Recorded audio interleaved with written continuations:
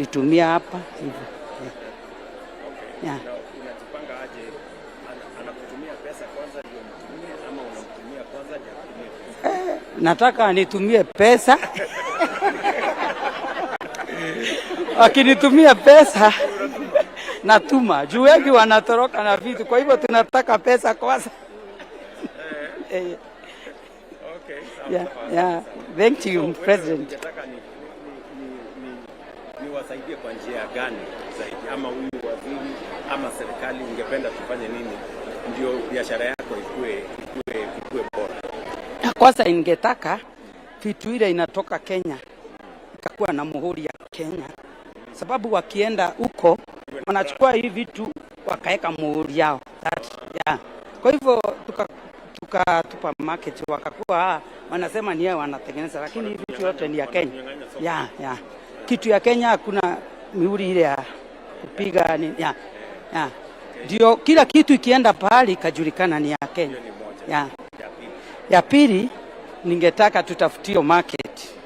Kwa hivyo kama ni sisi wa Masai Market tukakuwa kila kitu yetu inawekwa kwa runinga, tunajulikana ni sisi tunatengeneza.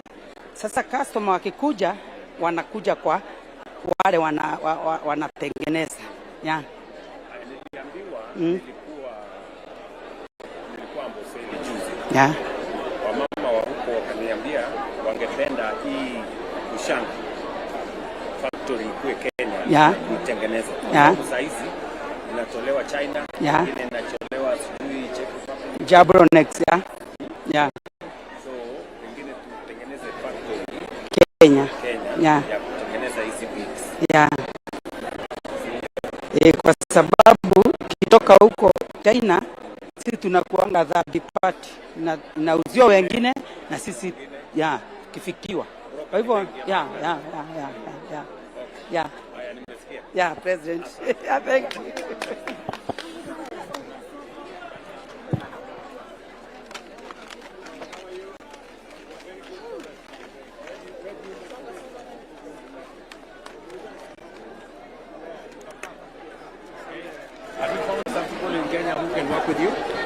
Yes, we are making connections, we are exchanging contacts so that we can do also supply. We get commodities from here, they also get from us. Have you seen maybe some of the Kenyan products that are better than yours and you are thought of how to improve? Of course, we are here to learn. Much as we are here to make friendship, but we're also here to learn. Importantly, we shall share information and also see how we can improve our products. We are learning from one another. When I'm here, I move around, I tour around and I check. I also see. Yes, Mr. President. I learn. Yes, Mr. President. Thank you so much. People that he imports from Rwanda from, I'm an entrepreneur here in Kenya. Yes, so we collaborate. Yes, thank you so much. Asante. Yeah.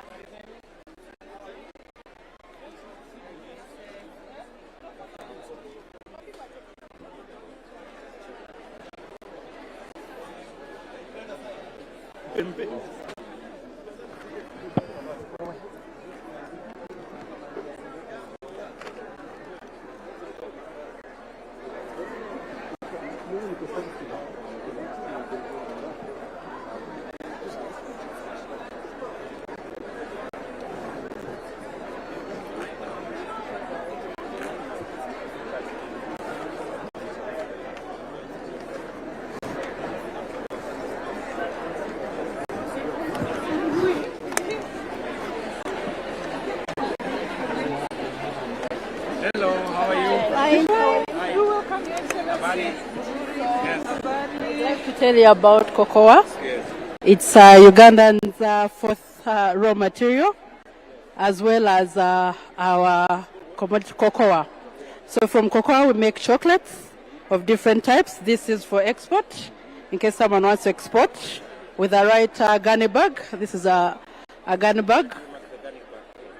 We have producers in Namave industrial area, and we also make different chocolate types. This is milk.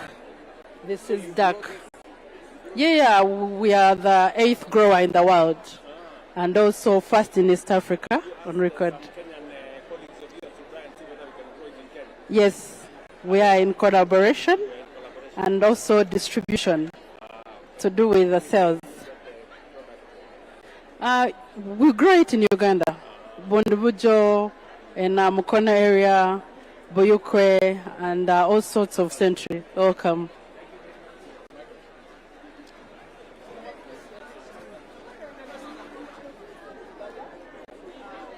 Of different expertise, international and national. We are dealing basically in livestock feeding. Yes, livestock. Those are the beanies you are holding. Those are vitelette beanies. We use the fodder and the leaves for animals, and then the beanies for human health as the tea leaf. And then you have a network of farmers. Those one in the fruit trees, like the guavas you see there. They are naturally grown with manures, and also we do coffee growing with our farmers from Uganda. So you are most welcome. You are most welcome. You are most welcome, Your Excellence. All protocol observed.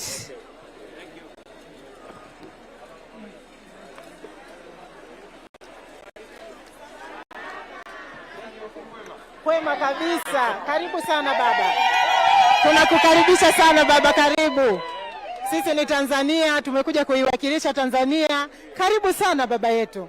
Tumekuja na bidhaa zetu nzuri kama hii hapa. Hii ni maharage ya kienyeji. Ni nzuri sana. Karibu sana. Tuna asali ambayo tumeizalisha wenyewe. Tunaipika, tunaitumia kama mboga. Kwetu sisi hapana, bado haijapikwa. Anaenda kuchemsha na kuipika na kuiunga. Tunapika na maji ya moto kama kawaida, tunaunga, tunalia na ubwabwa kwetu. Karibu sana. Na mchele kwetu upo. Karibu sana baba. Asante.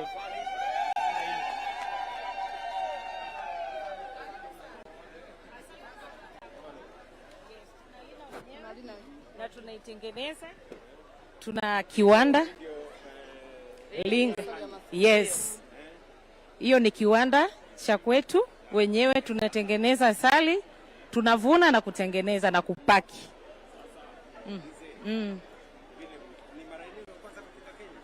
Hapana. Yes. Ndio. Ndio.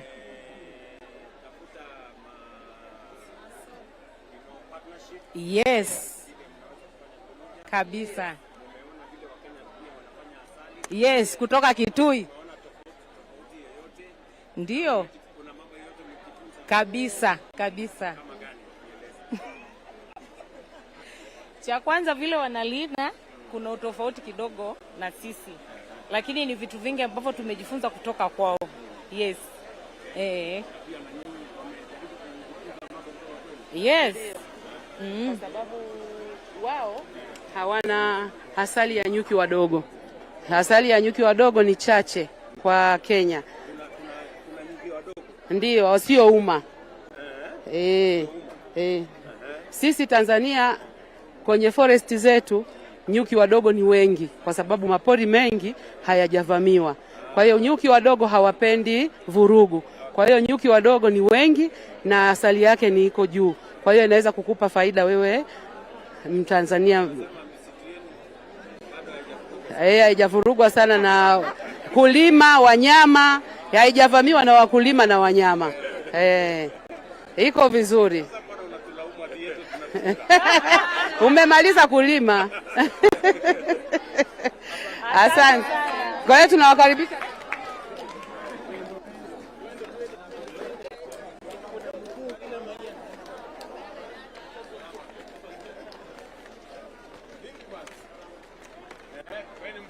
Mimi ni msanii, nachora picha za aina picha za aina mbalimbali. Ukiangalia hii ni picha inakitangaza Zanzibar. Natangaza Zanzibar. Yaani huyu ni mama ambaye anakwenda kuokota samaki wale maji yakitoka. Kwa hiyo watoto na watu wazima wanakwenda kuokota pweza na samaki wadogo wadogo. Pweza, samaki anaitwa pweza. Kule baharini wanapatikana. Na ukiangalia hii ni mazingira ya jioni. Ni mto unayetiririsha maji mbalimbali yanakutana mpaka mwisho wa bahari. Na hii kiashiria mama Afrika ambaye akijipamba nguo za aina ya kilemba. Haya, asante sana. Karibu sana. Mwenye maiki yake. Mwenye maiki. Mwenye maiki.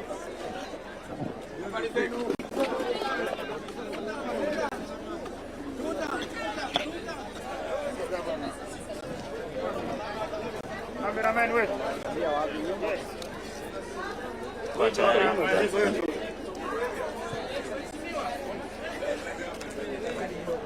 Shika microphone.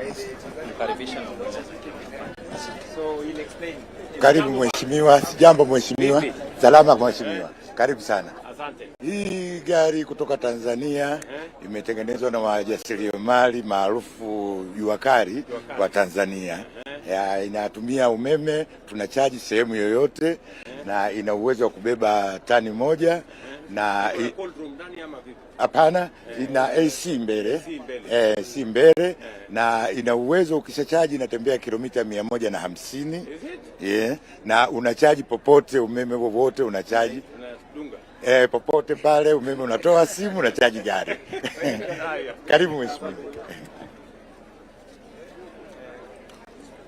You're getting there as a region, as a sector. You'll get there. Pole pole.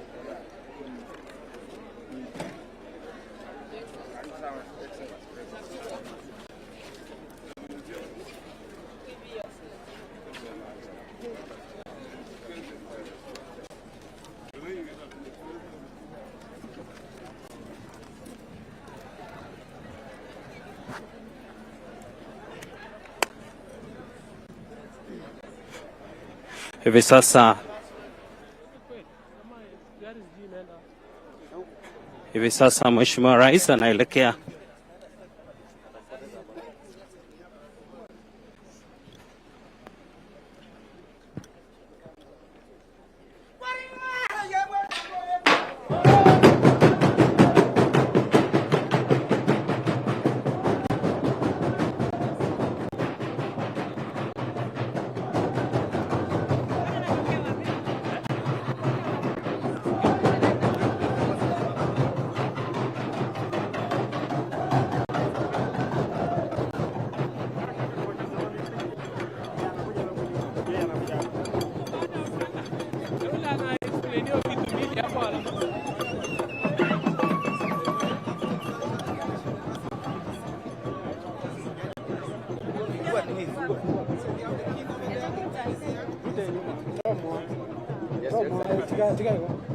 I normally carry this. Yes. I normally buy. excellent. Like what is there? Mimi ni customer mkubwa sana. Excellent.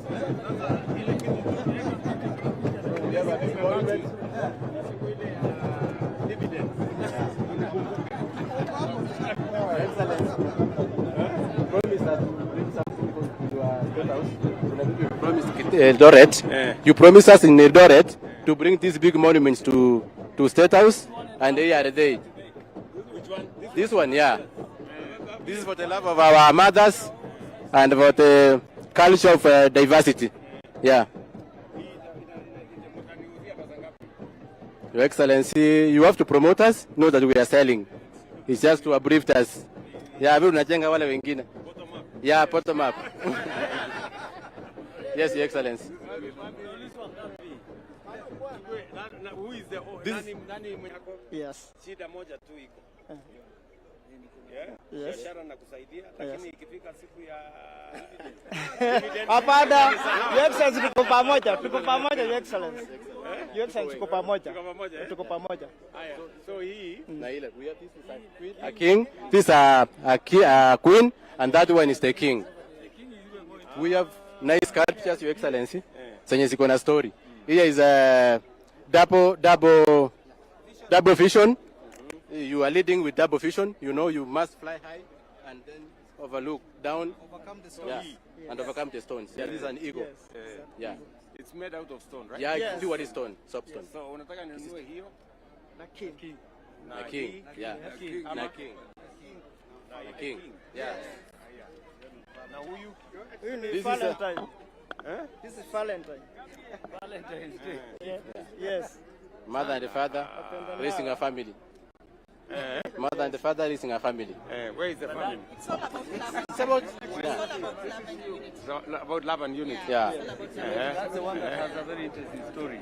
Mtu ya affordable housing ako hapo ndani. Unafanya kazi mzuri sana. Mtu wako. Retired officer, Captain Titus Baraza. Yeah, I did this for you. You appreciate the work you are doing. Okay, Captain. Yeah. Haya we. Tutapanga na hii huyu mtu mlipe kitu nichukulie hii. Na hii. Na hiyo nini iletwe State House na hiyo. Yes. Alafu wewe Simon mtapanga ndio hao watu wakuja wanione hawa wenye hii. Yeah. Ndio ni wapange. Yeah, yes, Your Excellency. So and this one, Your Excellency. So unaona mimi ni promoter ya mambo yenu. Your Excellency, you started something in Kisii Cancer Center. Unaona hii mimi na promote mambo yenu. Yeah. This one you started Cancer Center in Kisii. We really appreciate. Ni kweli mimi ni promoter yako ya. Kabisa. So this one is the king. Yeah.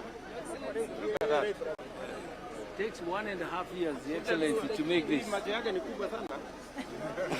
Na ni kama muhindi yako na ndevu. Anaona mbali. Lakini kingi walikuwa na Kitambo. Walikuwa na mustache. All this is fiber. It's all about the banana fibers.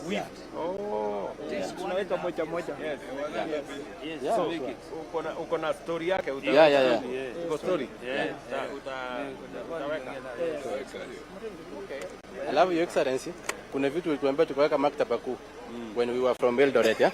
When we met in Eldoret, you told us to bring some big monuments, the kind of this shield, which is now 8 feet in maktaba kuu here in National Library. Iko Hapa hili, yeah. Ulilete? Yeah. Okay. Tulishindwa kufikisha hapa. It's very big from down here up there. Okay. So we will wish if your team, if you give us Mwasera to go and confirm and then run for us to see kindly. Okay. Yeah, Your Excellency. Huyu atapanga, huyu kijana mwenzenu huyu anaitwa Simon. Thank Pangana you. na hawa vijana. Alafu walete hiyo maneno yao wanataka. Tunashukuru sana. Ndio? Tumeshukuru. Lakini nimekuwa promoted nifikisha bana. I'm very proud of you guys. Tunashukuru sana. You're doing a good job. Thank you, Excellency.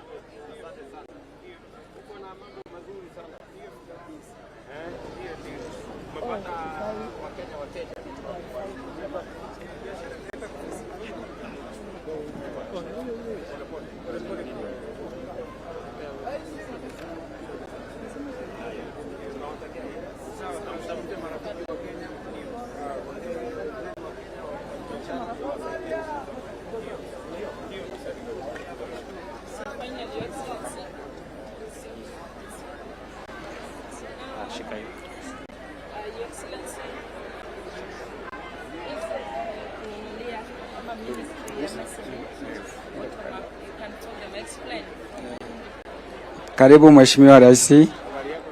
Salama kabisa. Ndio. Karibu kwenye bidhaa Burundi. Hivi ni viti vya heshima. Ni kitu cha heshima, na kama mnavyojua tembo ni mnyama wa amani. Ni mnyama ambao ni wa amani. Kwa hiyo tumetengeneza kwa ajili ya kuikalia, na ni kwa ajili ya watu wenye busara zaidi. Ndio. Wenye busara. Asante pia. Tafurahia picha pia pamoja Rais.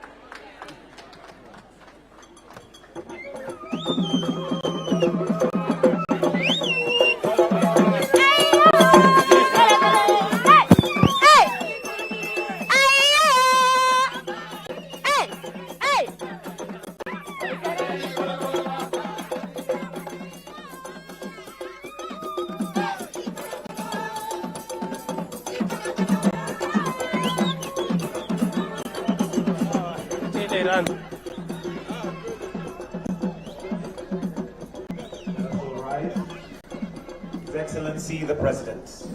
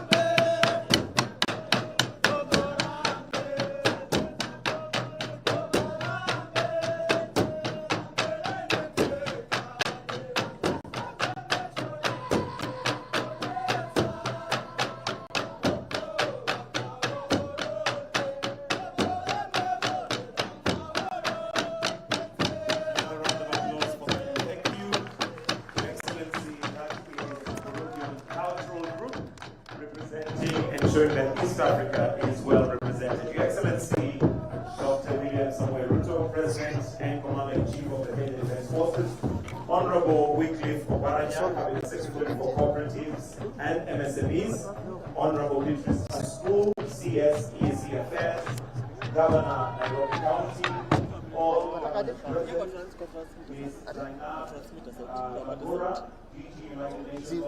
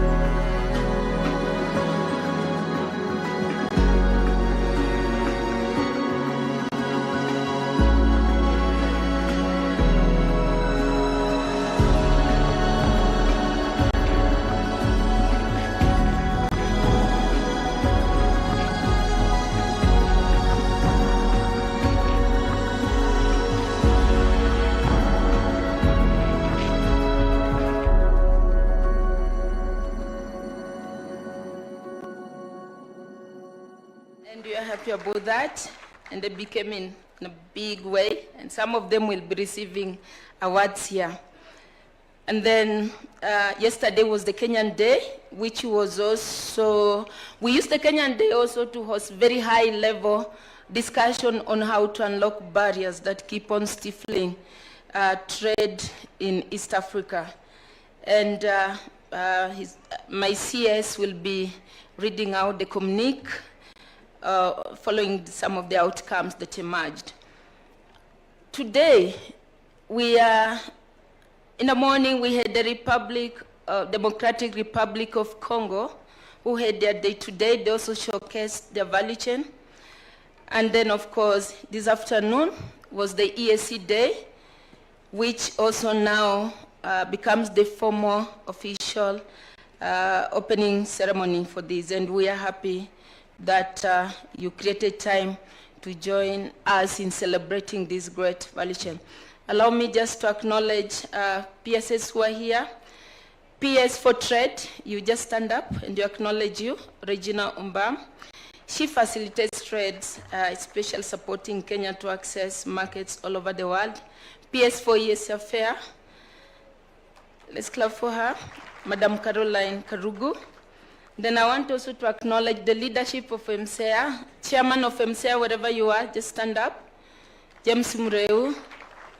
The Board of Directors of MCA, who put all this together, we want to acknowledge you.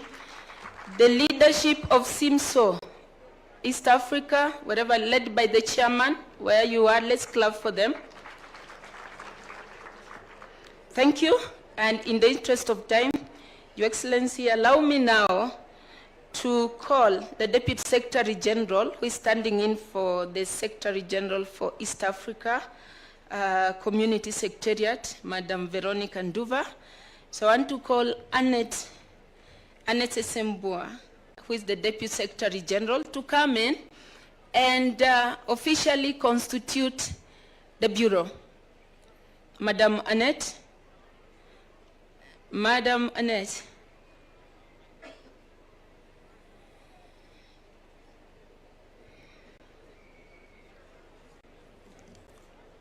Madam Annette, you just have 3 minutes to constitute the Bureau. Thank you.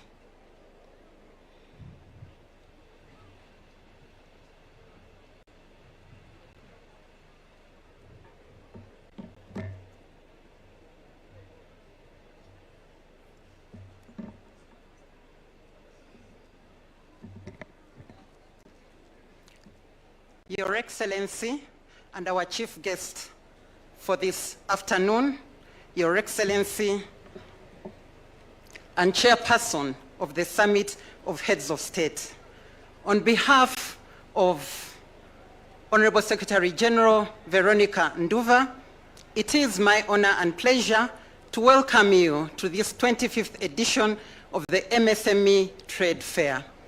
Your Excellency, before us is the chairperson of the Council of Ministers.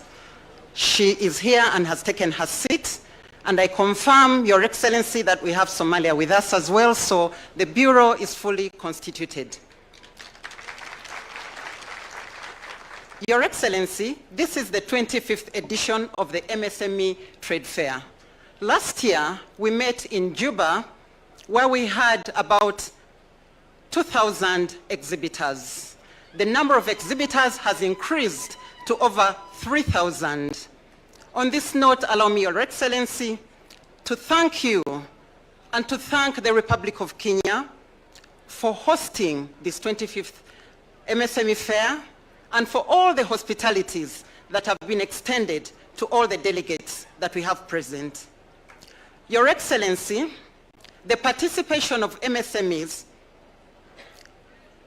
demonstrates stories of change. Through the participation, we have seen innovation. We have seen improvements in the products that are being put forward by MSMEs for display. But most of all, partnerships among the exhibitors. And as a result, we will be able to see increased jobs, increased economic transformation of our region in the EAC. From the EAC Secretariat, a number of interventions exist that have been put in place to fast-track regional integration. These, among others, include examination of the rules of origin, because we found that that is one of the main impediments that is causing non-tariff barriers. Allow me, Your Excellency, to report that the process of resolution of non-tariff barriers has reduced by 50%. While they still exist, but the mechanisms in place are supporting us to reduce non-tariff barriers. We have increased digital connectivity, and I wish to report that the governors of the central banks have now approved an EAC payment master plan, which master plan is going to facilitate cross-border movement of currencies across borders, facilitating the exchange and sale of goods among partner states as we await the rollout of a monetary union. Your Excellency, allow me on this note to thank the Republic of Kenya for all the facilitation that has been provided to the exhibitors through the various borders where they passed, including a delegation that just arrived yesterday and was very quickly facilitated. In less than 20 minutes, they were in and out of the border.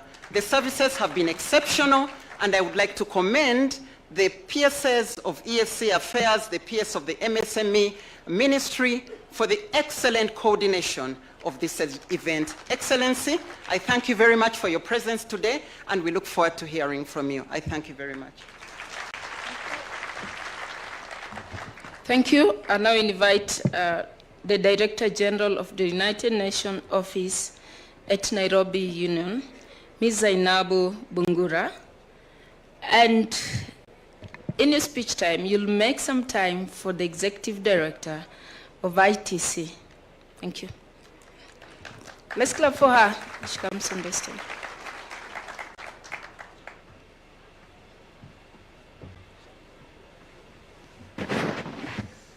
Your Excellency, Dr. William Samuel Ruto, President of the Republic of Kenya, Honorable Dr. Wycliffe Opaya, Cabinet Secretary, MSMEs, Development of the Republic of Kenya, Cabinet Secretaries, Pamela, my friend and colleague, Excellencies, Residence Coordinator, distinguished guests, partners, friends, ladies and gentlemen, good afternoon. I have two things to say very quickly. This morning, today, I had the honor and privilege to officially launch the newly established International Trade Center Regional Office in Nairobi. It is the first time ever since the office was established in 1964 that they've had an office out of Geneva. Geneva is their headquarters. So the first office that they've ever established out of Geneva was in Nairobi today. So I think that's a great honor for us.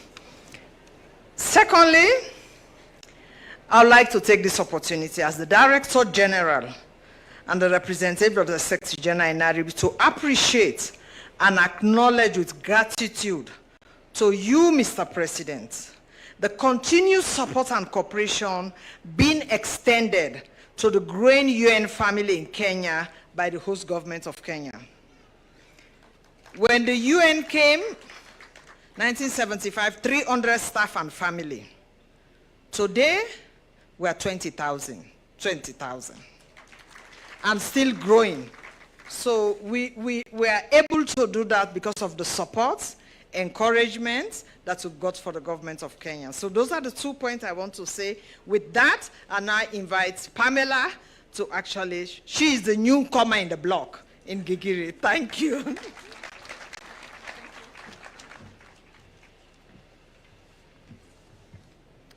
Thank you so much.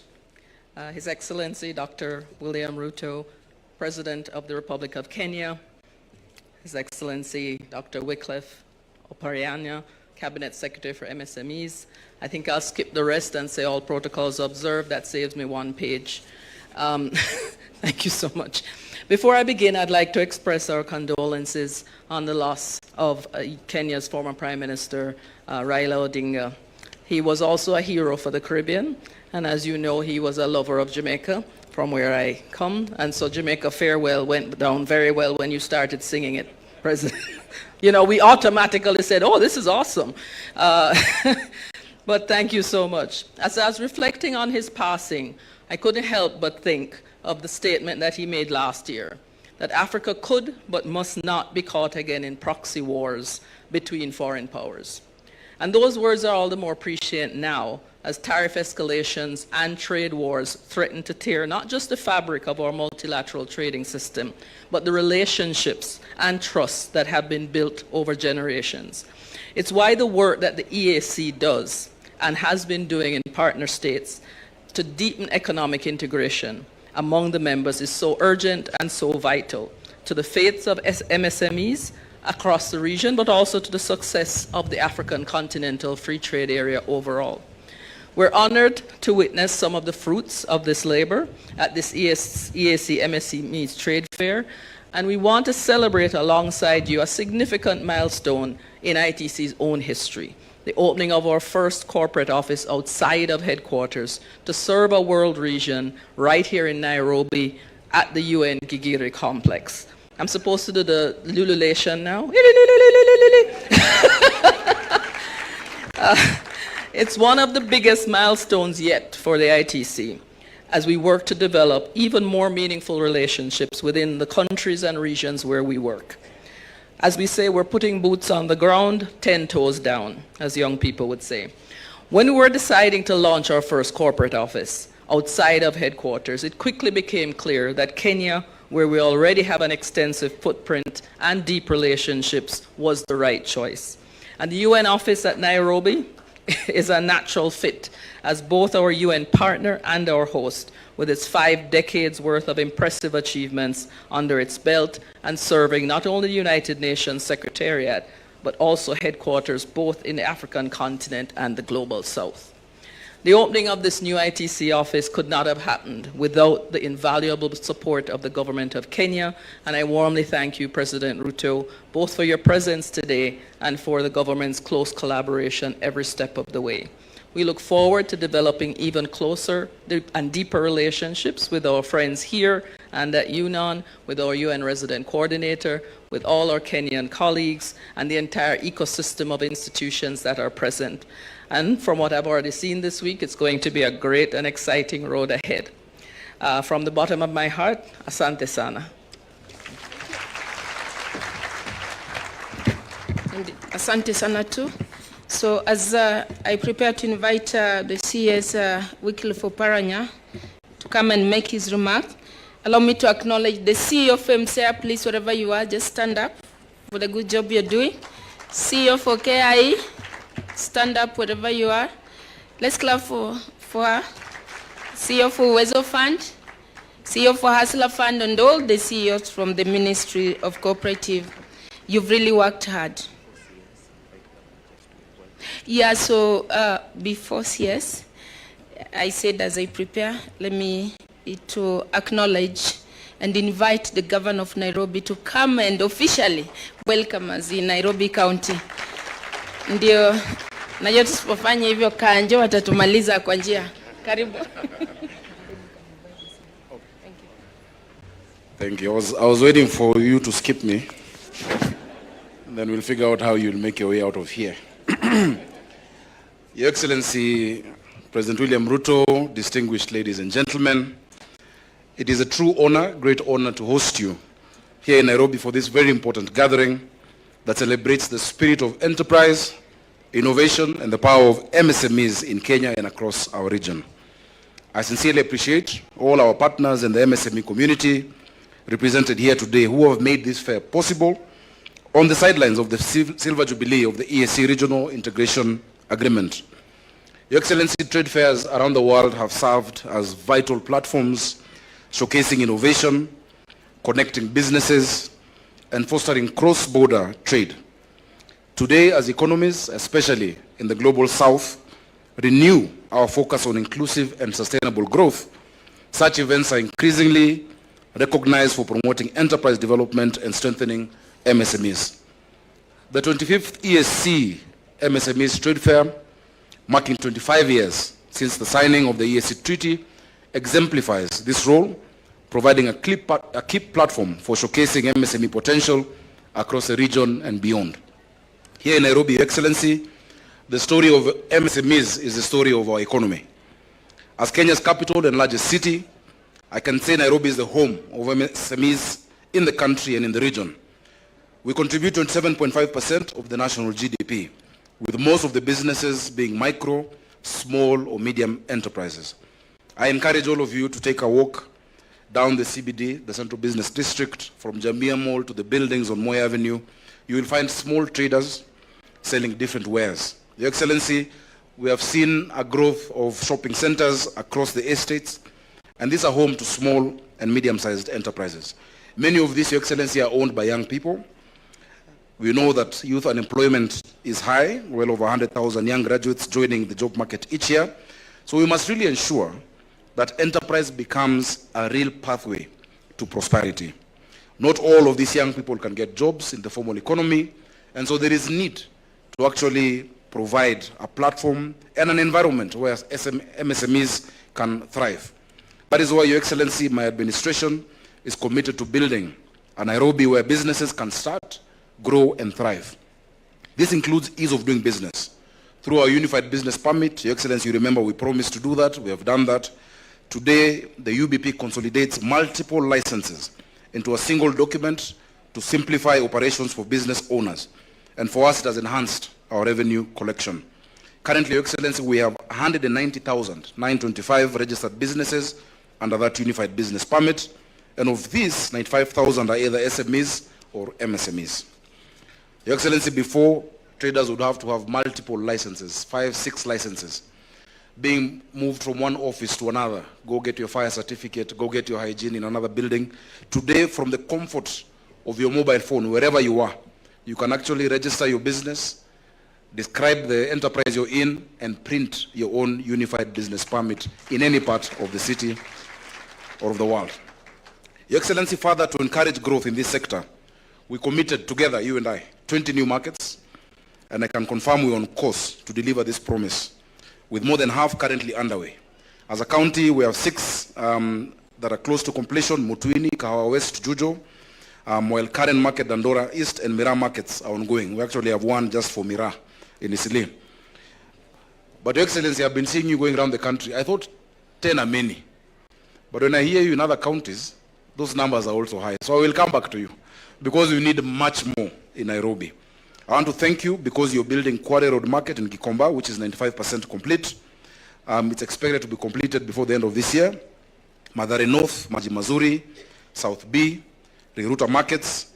In the pipeline, we also have Jogoo Road Market, Kangemi Market, and Toi Market. Please let's applaud our president for doing that.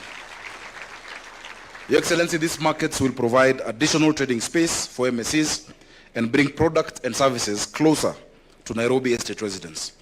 Your Excellency, finally, we will also be rolling out our Biashara Stimulus Program as a county. It is at the heart of offering affordable financing, skills development, digitization, market access, and enterprise formalization to these traders. We will be rolling it out with 2 strategic partners with whom we have already signed contracts. The program will subsidize the cost of credit to these MSMEs. The targeted beneficiaries will be existing businesses and MSMEs across all the 85 wards of Nairobi. An MSME must have been in business for at least 2 years to qualify for that particular product.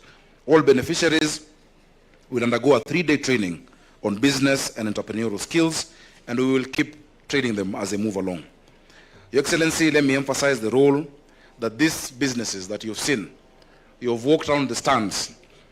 In fact, you have taken more time than we imagined because you have a real interest in the business that they're doing. They play a huge role in this city's economic growth and the continuous need to create a conducive environment for them to thrive. They generate employment, they fuel innovation, they strengthen value chains, and they drive both domestic and cross-border trade. Their success is Kenya's success, and their growth strengthens the entire East African region. And I really want to tell all our brothers and sisters from across East Africa, karibuni Kenya, karibuni Nairobi.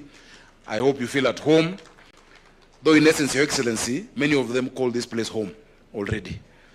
There you will find them trading in the city, in all parts of the city. We have a huge population from our neighboring countries, and they're welcome. Your Excellency, the days of the kanjo that the PS has described are over. Those days ended. It's been 3 years without running battles that used to happen in our city, where traders would even be injured, and they would fight back. We have changed that history, and today we have a very good relationship. It, of course, can improve every day, but we have a better relationship than has been there before. I invite all our partners, EAC, the Africa Continental Free Trade Area, UNON, ITC, the private sector, and development organizations to work with us to build a stronger MSME ecosystem. Let us connect, co-create, and transform the entrepreneurial landscape of East Africa. Asanteni sana, and welcome to Nairobi. Your Excellency, allow me at this point to invite the Cabinet Secretary, Dr. Wycliffe Oparanya, to make his remarks and to invite you. As he comes, I recognize that we had Governor Nyong'o, who was, I saw him, but I think he has stepped out. We also have members of parliament, I think from the relevant committees, led by Mheshimiwa Jalango. I think maybe the MPs can stand up so that we can recognize the members of parliament. Please, let's clap for them. The legislative framework required for MSMEs is very, very important. Asanteni. Karibu. Thank you, Governor. Your Excellency, President of the Republic of Kenya and Commander-in-Chief of the Defense Forces, all protocols observed, ladies and gentlemen, I think this is the 3rd day we are here for this particular function. The first day we had Somali Day, yesterday we had the Kenyan Day, and today we are having the East African Community Day, which is also our official opening day. Your Excellency, we have had support from ICA.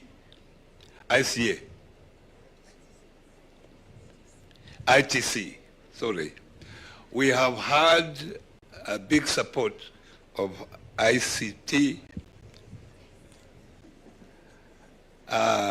ICT supported us when we had the global MSME Ministerial Conference in South Africa in July.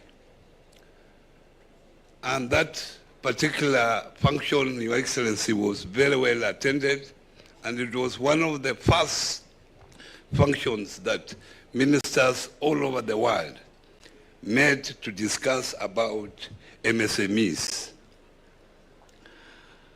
And out of that meeting, 3 issues were agreed on to be scaled up at various countries level and various regions.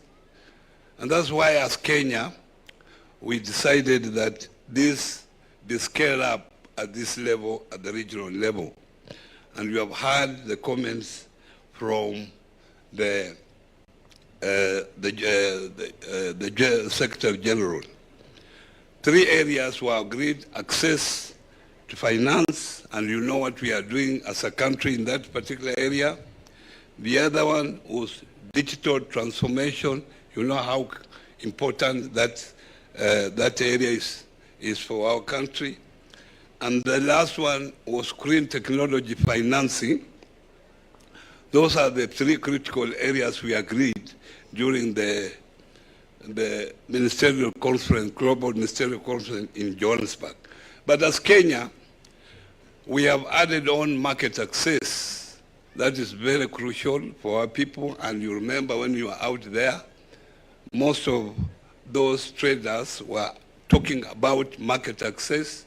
They are using this opportunity of the protocol that was signed in 1999 to create network, create a market for themselves. I'm grateful that you have spared time to come and attend this particular meeting. During our meeting yesterday, and we had as many people attending, we agreed on quite a number of issues that I will use this opportunity to read it out. And as the chair of the East African Community Summit, this particular document will be scaled up to that level, so that as the summit, you also adopt it for implementation in various countries. So, Your Excellency, ladies and gentlemen, I will read a communique of the East African Community MSME Ministerial Roundtable. And I read, we, the representatives of the East Africa Community, EAC governments, and private sector stakeholders, convened for the East African Community MSME Ministerial Roundtable in Nairobi on November 10th, 2025, to advance the commitments made under the Global SME Ministerial Call to Action held in Johannesburg in July 2025. This roundtable marks a significant regional milestone in our collective efforts to support the international competitiveness of micro, small, and medium enterprises, recognizing their central role in transforming trade and improving livelihood in line with the Sustainable Development Goals.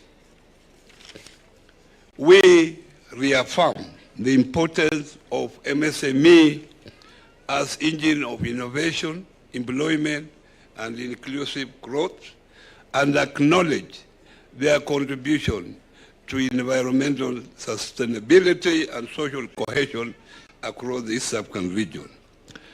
The roundtable provided a platform to access regional awareness on the insights provided by the Global MSME Ministerial White Papers, which concentrated on best practices, challenges, and opportunities in the area of access to finance, digital transformation, and green transition. The discussions included the need for tailored regulatory reforms and capacity building initiatives that reflect the unique structural vulnerabilities of East African community economies, especially those affecting women and youth-led enterprises. Delegates highlighted best practices and actionable solutions to improve MSMEs' access to affordable financing, including through partnerships with financial institutions and the development of inclusive financial literacy program. The meeting emphasized the importance of accelerating digital transformation by expanding access to reliable digital infrastructure, promoting digital skills development, and fostering innovation, friendly regulatory environments. The roundtable highlighted the urgency of supporting MSME in their green transition, including through targeted green finance mechanism, technical assistance, and collaboration with business support organizations. The ministerial meeting welcomed the continued engagement with the International Trade Center, ITC, I was calling it ITA, ITC, bringing countries together to collaborate in supporting MSMEs' competitiveness and facilitating knowledge exchange across borders. Delegates expressed strong support for the ongoing period of intersectional technical meetings and regional dialogue to maintain momentum and prepare for the next global MSME ministerial meeting in the year 2027. The delegates appealed to various governments to fast-track regulations and discussions on non-tariff barriers for purposes of cross-border trade and use of AFCFTA as a tool for market aggregation.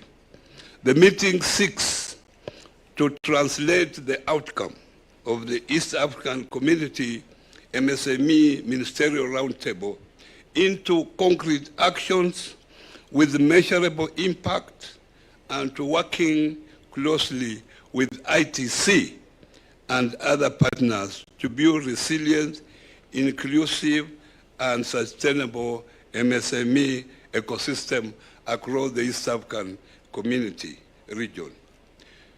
May this communique be presented at the upcoming East African Community Leaders Summit in November 24th to 29th in Kenya, to be included into the chairperson's statement in order to reaffirm the East African commitment to the ongoing work in the development of MSME.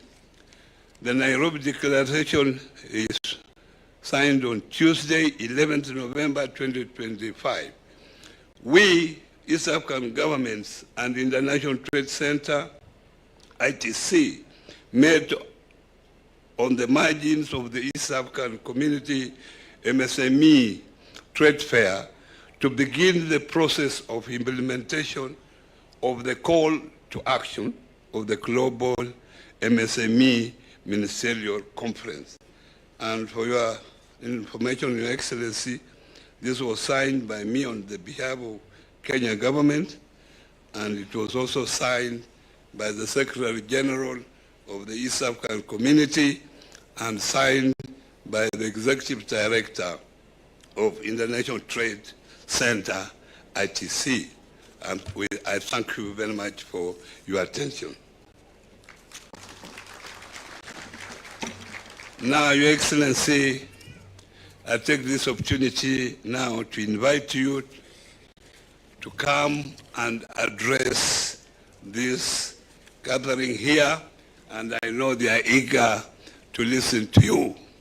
And thank you very much for honoring our invitation. Asante.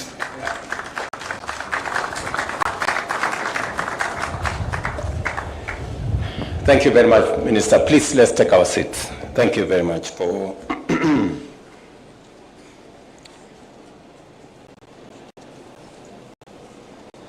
distinguished ladies and gentlemen, friends and visitors from across the East African community and beyond, I join the Governor of Nairobi in welcoming all of you to Kenya and, of course, to the city of Nairobi. Just a bit of geography. I think the governors forgot. Just behind us here, about a kilometer or so, is the Nairobi National Park. And the Nairobi National Park is home to wildlife, including lions, elephants, and many others. Don't be surprised that when you're walking in the streets, you might find a lion who may have escaped from the park. I just want to warn you to be careful. But I'm honored to welcome you to Nairobi, the heart of our region's enterprise, for the 25th East African Community Micro, Small, and Medium Enterprises Trade Fair. This gathering is a compelling validation of micro, small, and medium enterprises that remain the pillar of our economies. They are the engines of job creation, drivers of innovation, and anchors of industrial growth and the driving force of our shared prosperity, not just as a region, but also as a continent. Today, we pay tribute to the visionary leadership of the three distinguished patriots of our region. President Yoweri Kaguta Museveni, President of the Republic of Uganda, the late President Daniel Toroitich arap Moi of Kenya, and the second president the second president of Kenya, that is, and the late President Benjamin Mkapa, the third president of the United Republic of Tanzania, who 25 years ago in Arusha reinvigorated the East African community through the signing of its founding treaty. Alongside this historic milestone then, the Jua Kali Nguvu Kazi exhibition was launched, showcasing the ingenuity of the MSMEs in our partner states. Their Excellencies resolved then that this exhibition would be held annually on a rotational basis to deepen socio-economic integration, expand market access for all our products, and narrow technological and knowledge disparities across the East African community nations.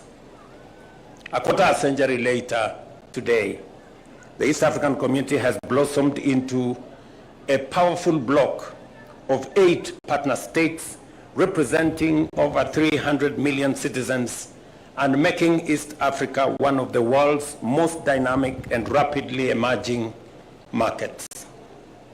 This trade fair, and I have gone through the stalls and spoken to many entrepreneurs here, and the excitement, the optimism that I saw in their enterprises and the partnerships that are being established and the friendship that is building within them is a great encouragement that it was right 25 years ago, it is right today.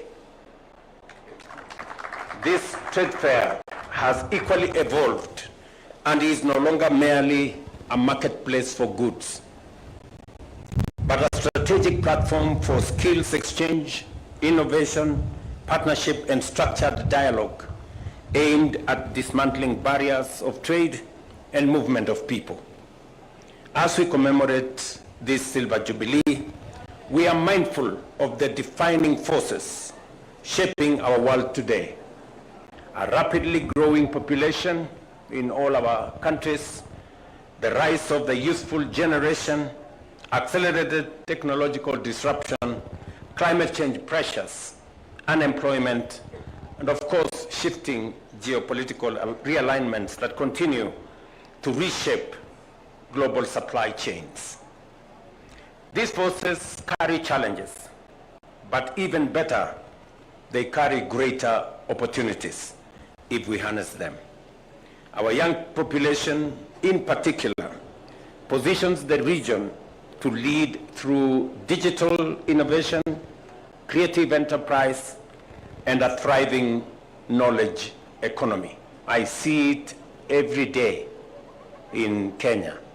And looking at the East African entrepreneurs that are here, I see it in their energy, in their passion, and in the partnerships they are building with their colleagues across the region.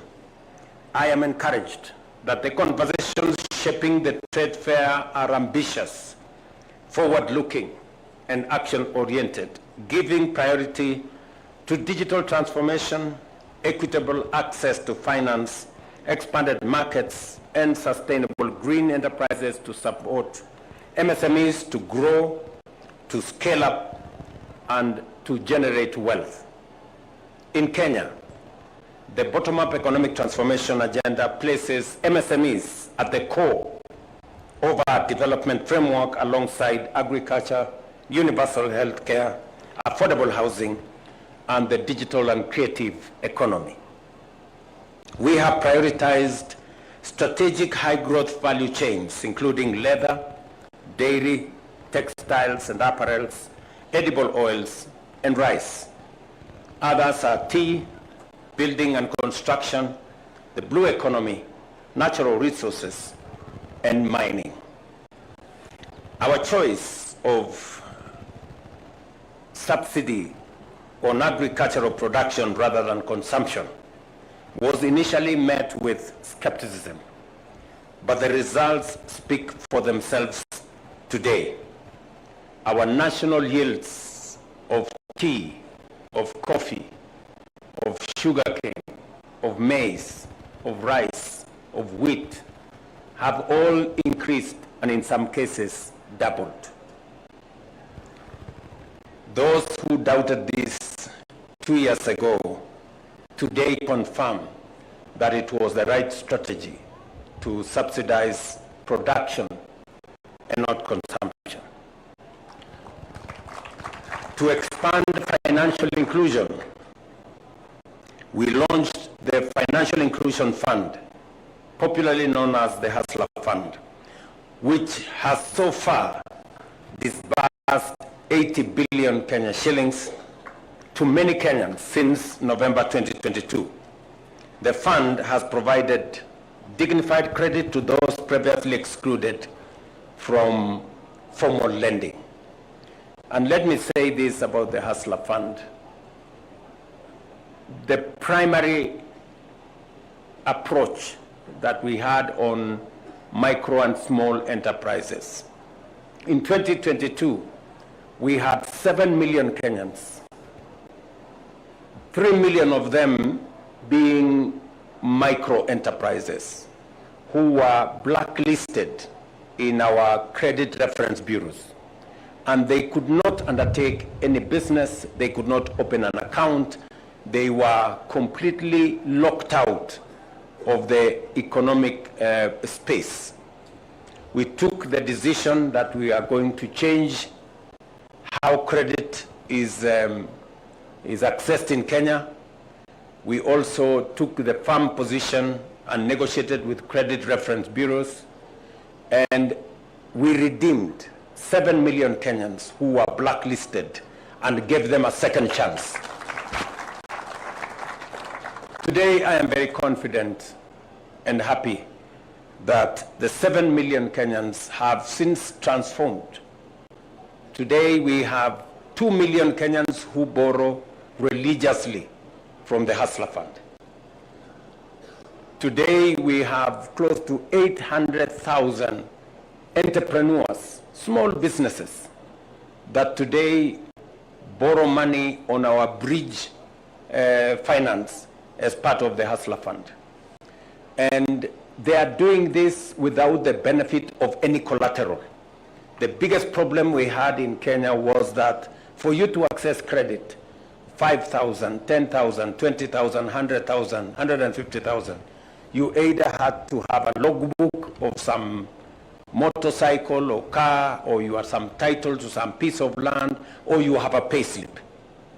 Today, an ordinary citizen without a payslip, without a title deed, without a logbook, can access up to 150,000 shillings on the Hustler Fund, the only collateral being their credit record, that they are decent people and they can pay.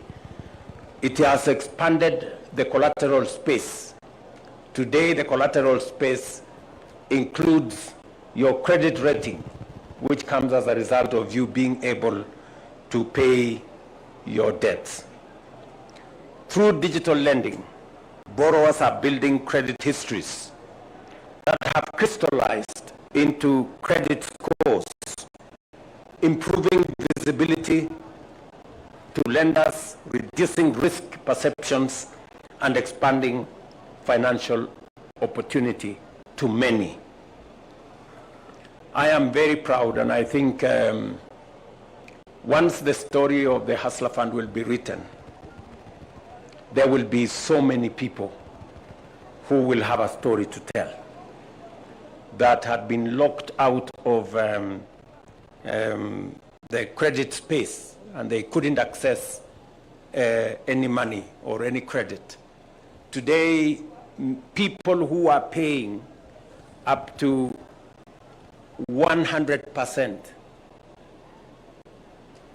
for credit, today they are paying 8%. I remember when we discussed and we said we are going to peg this on 8%, one very rich person, I don't want to mention their names, told me this will be unsustainable. It will not work. I am looking for him now so that I can tell him it is working. Because this is now 3 years down the road, and we are making strides in the right direction. Not only are credit ratings of people have been restored, not only are people borrowing on a daily basis, but the credit limits are also increasing, and we are making more and more Kenyans access credit. We are now advancing efforts to securitize this credit score, recognizing it as collateral to unlock financing for millions, especially young people and women who lack traditional assets such as property or formal payslips, as I have said.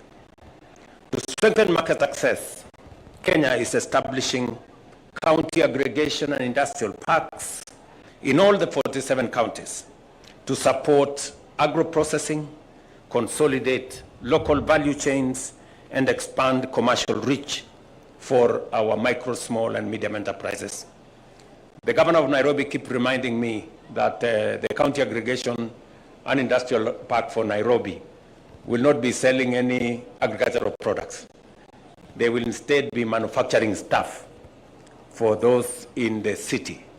And therefore, this is it is tailored for different value chains in different counties, in different parts of the country.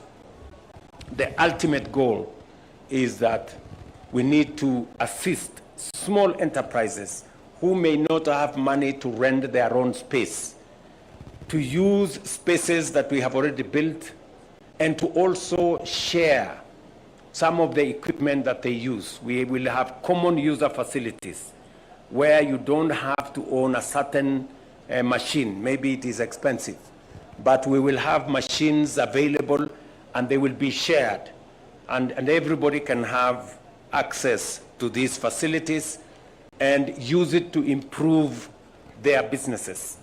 Looking at the enterprises that are exhibitors in this fair, many of them require not so much capital.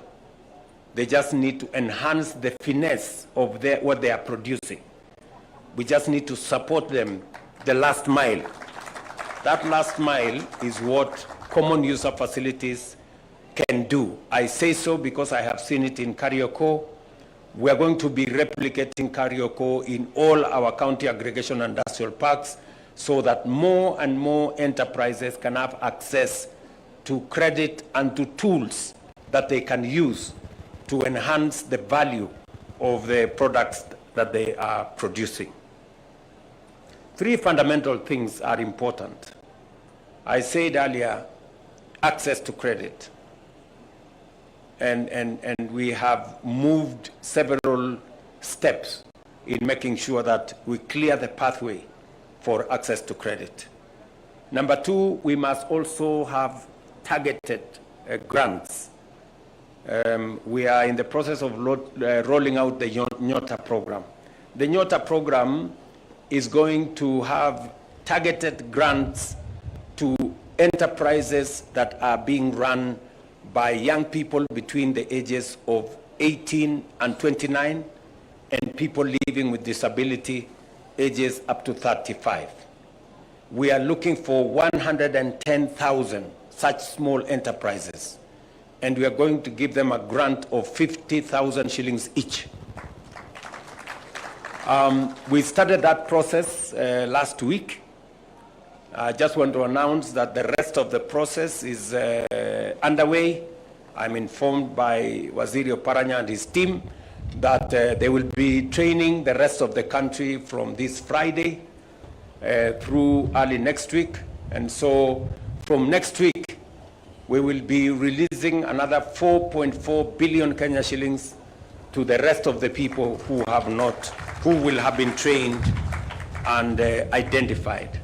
In the city of Nairobi alone, Governor Sakaja and your team, in the city of Nairobi alone, we will be looking for 6,000 enterprises, small business people, 6,000 of them.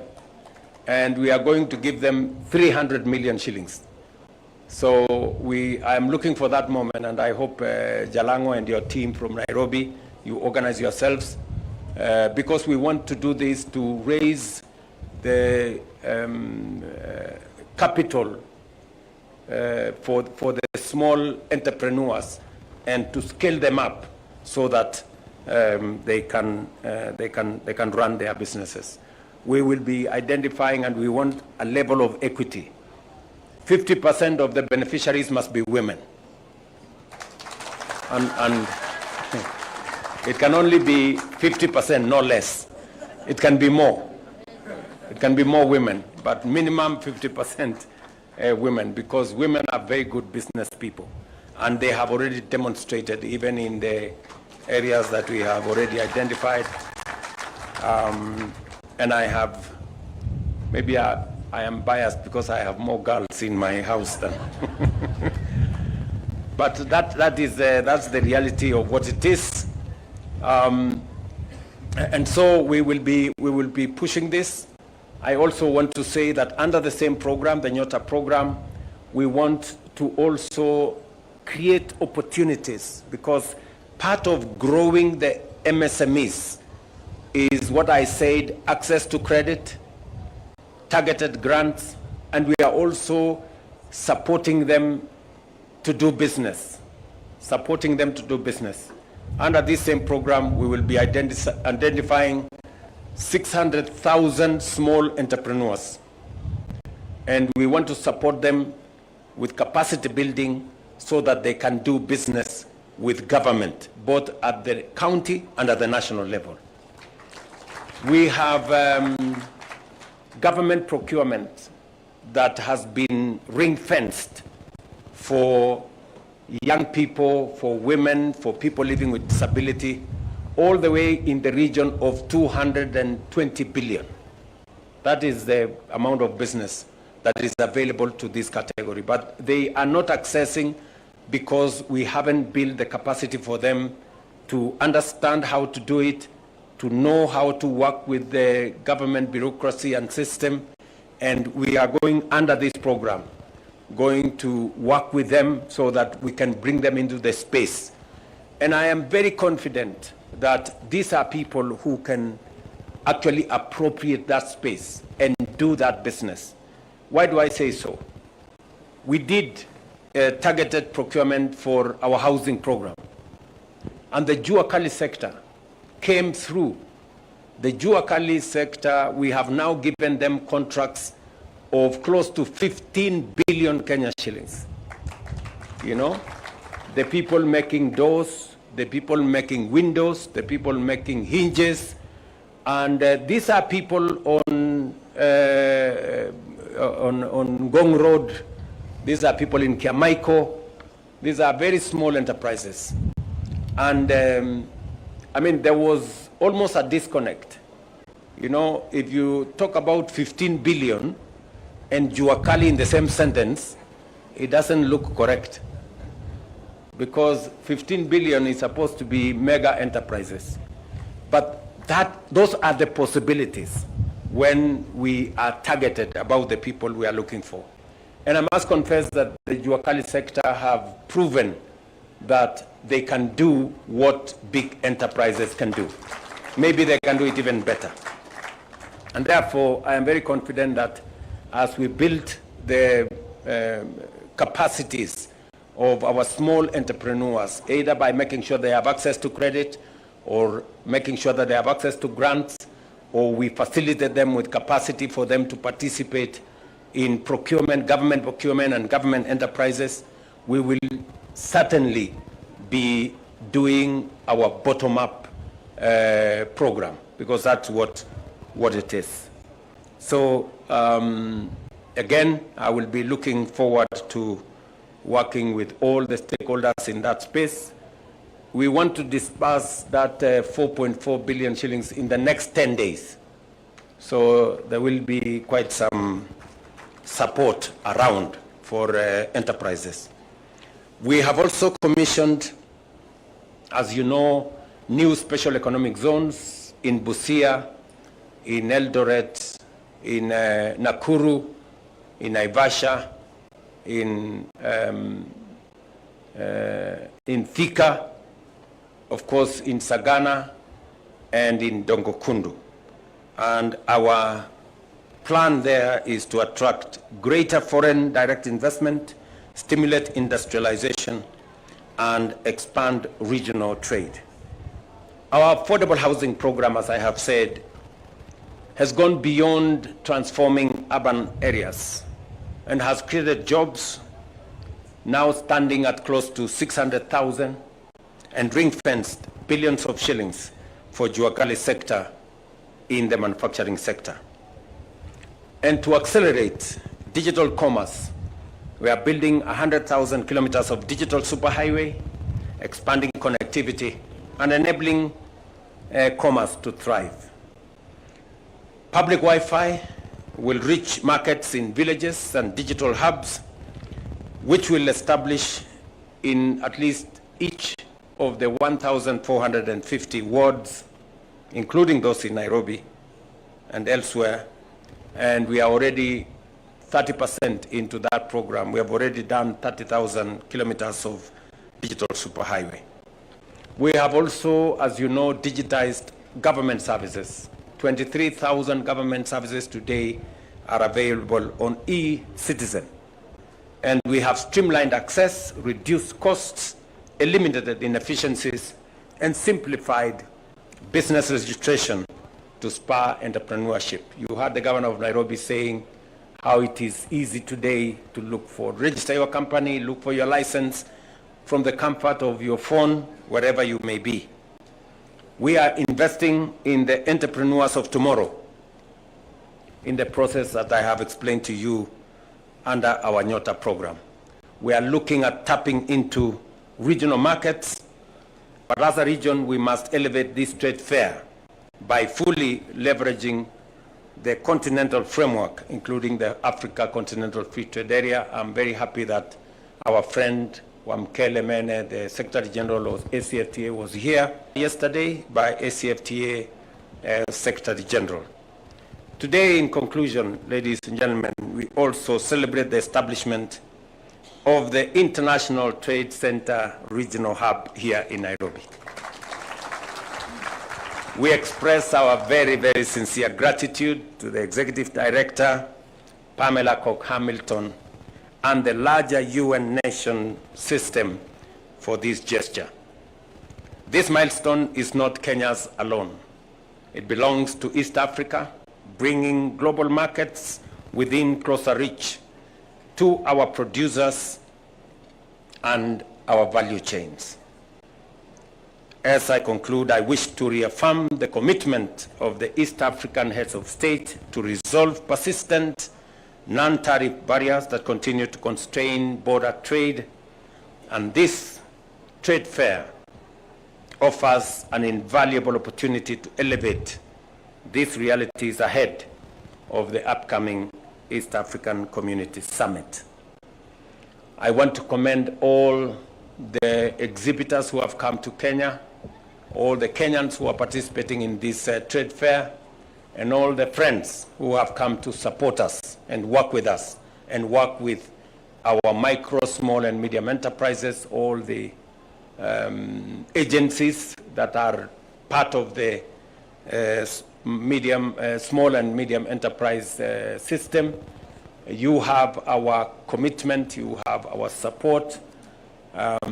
We have a whole of government interest in making sure that we elevate this sector, because it is a sector that drives our economy. It is a sector that creates jobs. It's the sector that drives our product creation. And you have our support in every way. Thank you very much, and thank you again for your kind attention.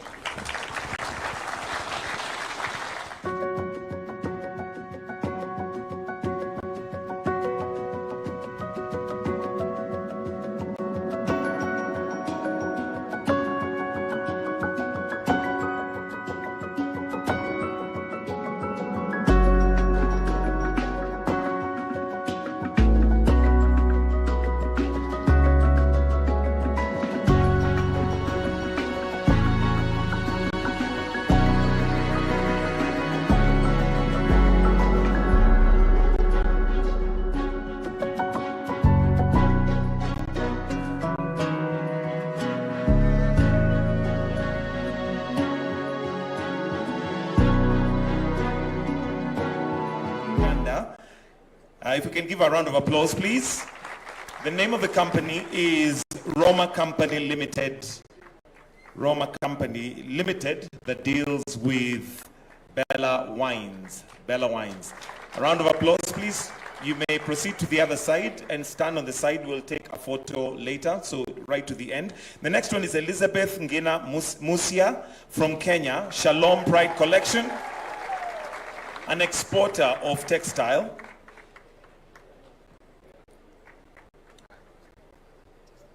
And the third one is Nadia Umwahoro from Rwanda, represented by Ufro Mugeni Company, Data Systems Rwanda.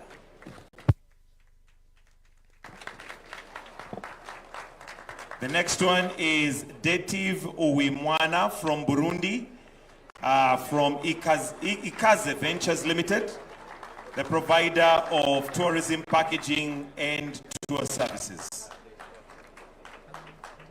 So if we can have a group photo of those awardees first, before we go to the last set of awards. If the awardees can come for a group photo before we proceed to the other awards.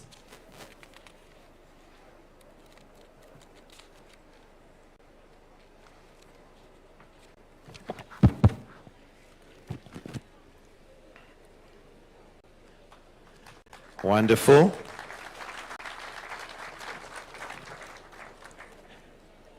You may take your seats. The awardees may take their seats. The next awards that we're going to have done is East Africa Awards. And the company of the year is Thomas & Company Limited. Thomas & Company Limited, and the person to collect it is Namubetsi Sylvia from Uganda. A round of applause for Sylvia on behalf of Thomas & Company Limited. Product of the year, Your Excellency, is Health Classic, and Daniel Okaka from Kenya is going to collect it. Please stand on the side for a side photo later.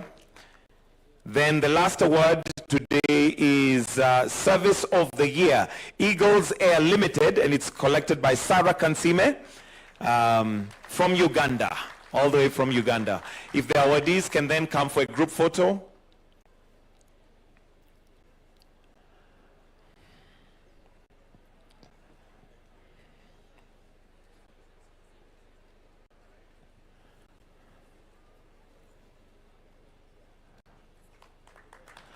Thank you.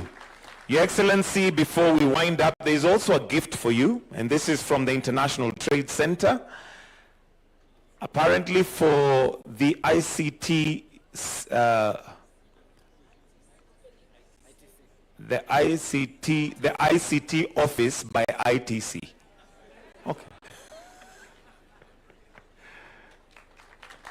From ITC. There you go.